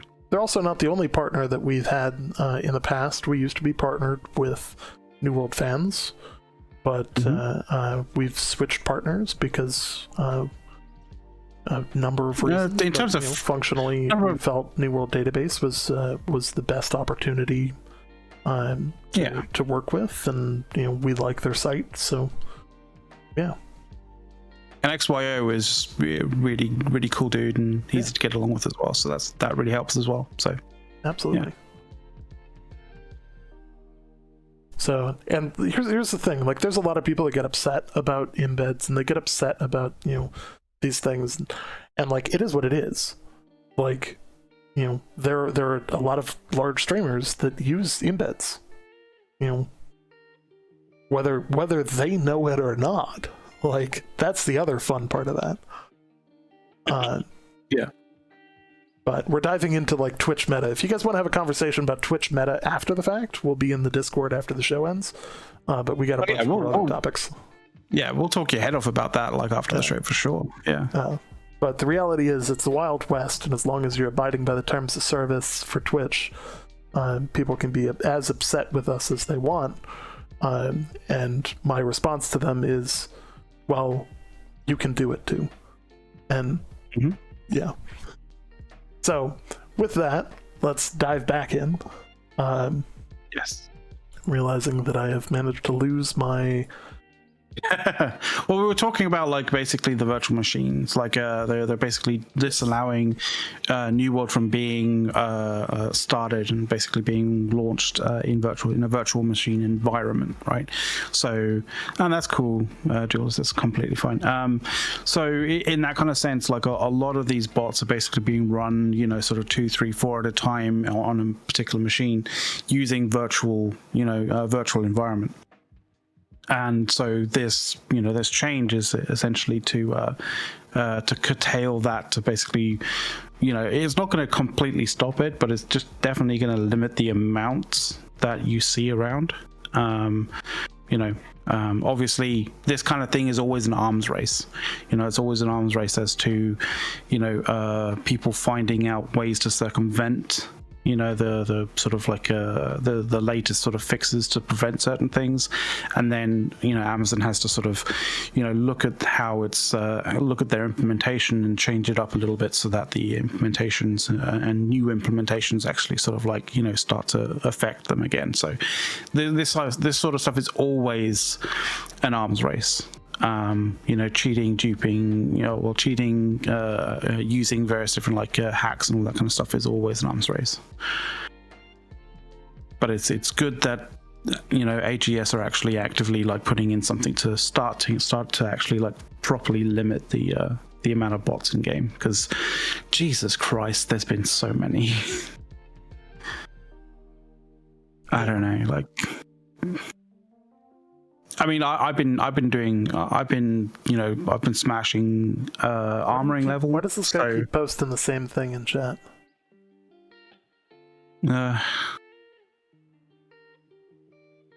Who?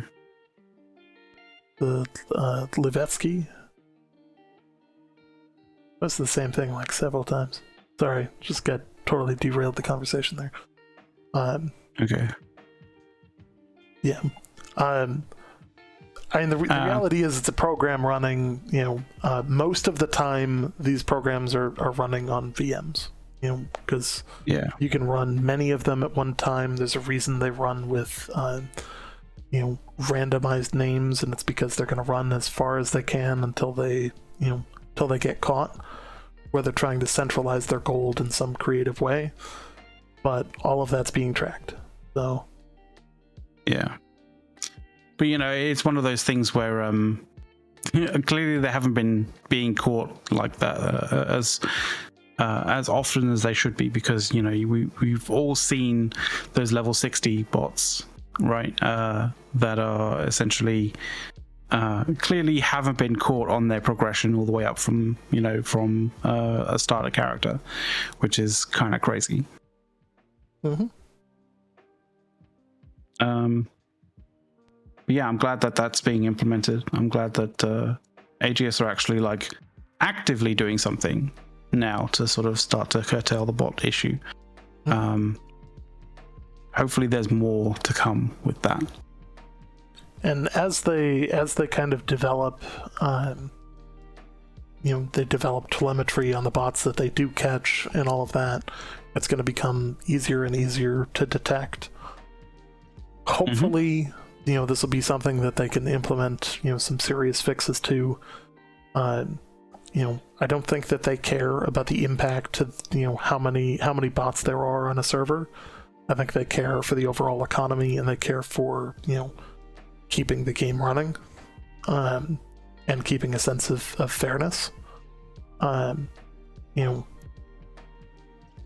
And like they said, a lot of the changes that they're aiming to fix for botting are coming this month in February.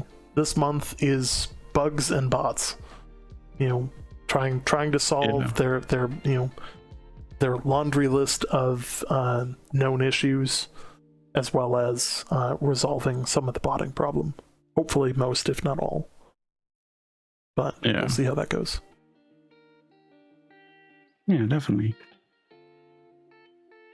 So onto some actually much more recent sort of stuff, right? Aside from, do we want to go along with the Dynasty Shipyard mutation run that the devs did? I know that it's always interesting to sort of see devs actually playing their own game, but I think it was a fairly understandable kind of mutation run. It was sort of mid-level difficulty, level 4 difficulty, some pretty savage kind of damage going on. Seeing somebody with I think it was fucking 16k DPS or 16k hit points, literally just getting almost two-shotted in a few seconds. But essentially it culminated essentially in them completing it with a silver rank status, with 81 individual respawns and 5 full team wipes. So clearly the mutations are working to make the to make those dungeons a fair bit more punishing and a fair bit harder. So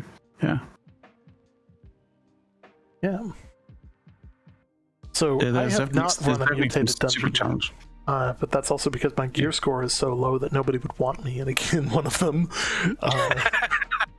Yeah, that's Yeah. It's I've heard there's a fair amount of new stuff. Yeah, it is unfortunate, and I same here. I'd love to jump into a mutated dungeon, but like I'm kind of in the same, I'm sort of in the same boat as A's right now. Like, I was able to do one or two in the OPR, but sorry, not OPR, in the PTR. Okay, but so I want to talk about replayability of content, because there's a lot of like goalpost moving that happens. Like the goal here is to give people an incentive to play the same content changed in more difficult, more times over and over again. Now, before anybody says, oh, repetitive content's terrible, I'd like to note that games like League of Legends, PUBG, like, these games exist, and like for years they have revolved around repetitive content that just is a thing. Like functionally, Destiny, same thing. Destiny as well. Repeat the raids all of the time. Like, like that's just a consistent thing that you do. Like, you can't build a game that has 100% linear, no repetitive content at all. If you did, it would be a single player storyline game that odds are you're going to be done with relatively quickly. In like 60 hours. And then or you'll redevelop Skyrim for different devices so that people can play it on their fridge. Like, like sure, you can put 200 hours into Skyrim. Easy. Like, with mods, you can do even more. But, again, eventually you run into the limit of, oh wait, I've already done all of this content. Yeah. Like, that's just how that works. Like, yeah, I think in terms of the patches, like, the recent patches, like the mutator stuff isn't the stuff that like is really egregious to us. Like, I think it's more the sort of like the tie-in of that the mutators to, to the shards and stuff like that, and the Umbral kind of system kind of pushing the gear score up further. Like, I think that's the thing that like has irked us more than the actual mutator stuff. It's just it just sucks at the moment that like we can't really kind of jump into the mutator stuff like right now, because it literally requires us to grind, and the grind is huge for us to get anywhere near there. It really sucks. Yeah. It is what it is. Like, I think that it's good content. Like, I think that it makes it more replayable. I think that it should have been applicable to all of the other dungeons. Like, I think that like Amarin, should have a mutated mode at level 60. Yeah, Depths should. Depths should have one. Starstone should have one. Like, make all of them replayable, so that there's also variety at that level. And I mean, is it the absolute best way of being able to change that content to be replayable content? Probably not. But is it better than what it was previously? Yeah, probably. Like, is the offering to when it comes to sort of replayable content a bit better and a bit more varied, a bit more a bit more interesting? Yeah, definitely.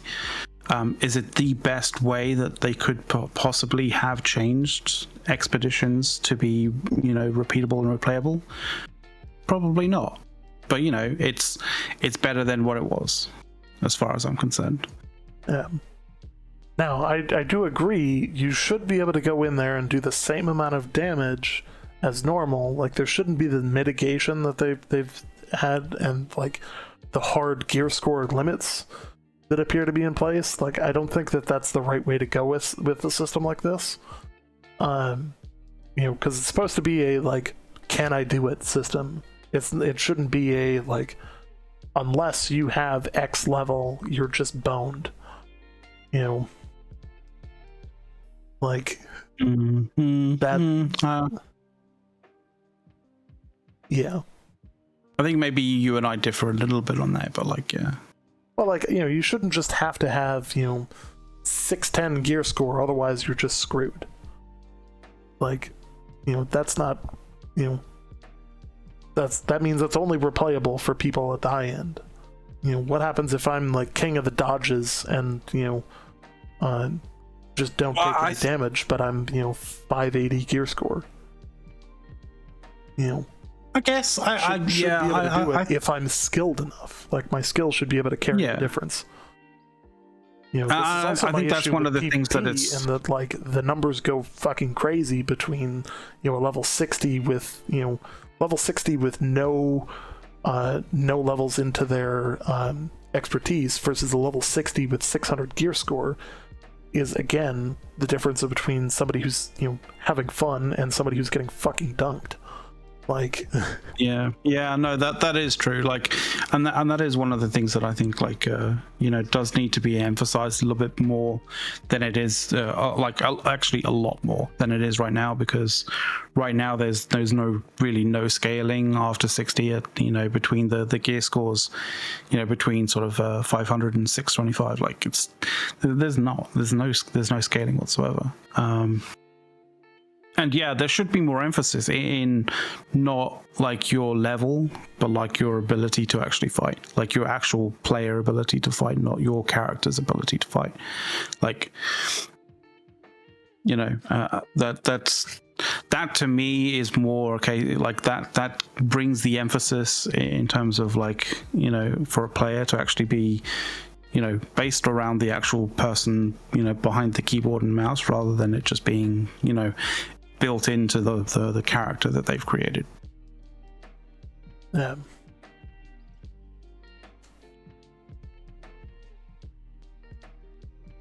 I mean, that's partly one of the reasons why games like fucking CS:GO and PUBG kind of like are still around, and there's still a population still playing them, is because it's not those games don't require a grind to be carrying on going in order to keep on being competitive. Like, it's you have to learn sometimes. You have to sometimes learn like the locations for things and that, and some of the mechanics that are in the game. But once they don't change, they don't really change that much at all. It's really the emphasis is on the player skill, not the character's skill. Like, and that is universal. Yeah. That doesn't change based on whether you're whether you're a low level player or a high level player. Yeah. Like, and so because of that, like, the game is always accessible. Yes. I think my issue is there is, like, obviously for like mutated 10s, it's more than just getting 625. But if you don't have 625, you're probably pretty well fucked. Like, let's be real. Like, that's one of the challenges, is if like you haven't ground through to 600 gear score for your expertise, and then on top of that started through and getting your expertise up, or your not your expertise, your umbral, to go through the last bit of your expertise, then it's still inaccessible content until you go through that grind. Yeah. Anyway, should we crack on with the last little bits and probably wrap up, I believe, right? Yeah. Let me just double. I mean, there was a minor interview like a little while back on MMORPG with Mike Willett. Kind of pretty much just the usual kind of stuff that you kind of see. They basically discussed coming changes, frustration with travel costs. That's been addressed to some degree. The cadence of the patches and what AGS plans to do in February, as well as they took that moment. The guy who was basically conducting the interview took that moment to sort of request a roadmap, which wasn't really doable, as it were. So, but hey, props for the props for having a go anyway, right? Obviously there was downtime on January 26th, which was, you know, last Wednesday, to address issues with the rollout of the Mutators, the 625 gear score patch. That was basically to address the storage sheds and the material refinery, like basically the crafting and material refining from storage.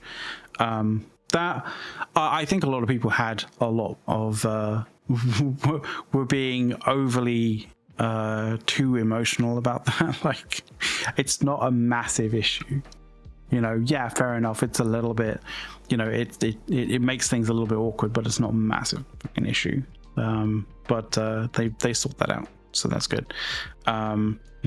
There were a bunch of rings that disappeared though, because for whatever reason they were omitted from the game for a little bit, and so the patch last Wednesday kind of brought that ring back into the game. But if you had that ring and it literally just disappeared, apparently you will be getting it at a later date.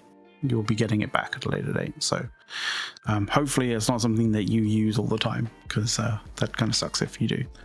Yes. Loot from elite chests in Mutated Lazarus Instrumentality expeditions have been fixed because they weren't like respecting the expertise levels of players. And there was also an issue with the Mutated expeditions and outpost rush stuff, like basically failing when there was a server crash. So they fixed that as well. We talked about the virtual machine stuff, and did we talk about mutation scores? I don't know if we did. Yeah, I think we touched on it a little bit. Basically, the mutation scores might not be calculating correctly under certain circumstances. It's a weird one, because I would think that would be fairly easy to do, because like that is literally just, you know, that's literally just basic maths. Yeah, like very basic maths. I don't see how they're fucking that up. I think under certain circumstances, it's generating a negative score still. So they're trying to address that. Yeah. Essentially, it's apparently apparently the score, because the score is being calculated incorrectly. Some aspects or some situations where you would actually be achieving a gold rank, you're technically not achieving a gold rank, so you're not progressing, which sort of sucks. Yeah. Yeah, and obviously something that people have found out fairly recently, as I think it only really sort of started happening today, or one of the first moments for it to happen was like yesterday or something like that. But the mutation cycles that apparently have a 4-day sort of cycle, where the mutations or the types of mutations that you can use are, you know, change on a 4-day sort of cycle. Well, the cycle kind of happened, but mutation cycle didn't actually occur. So, you know, that'll be fixed in apparently a recent in an upcoming patch at some point. So, I think I was trying to find, yeah.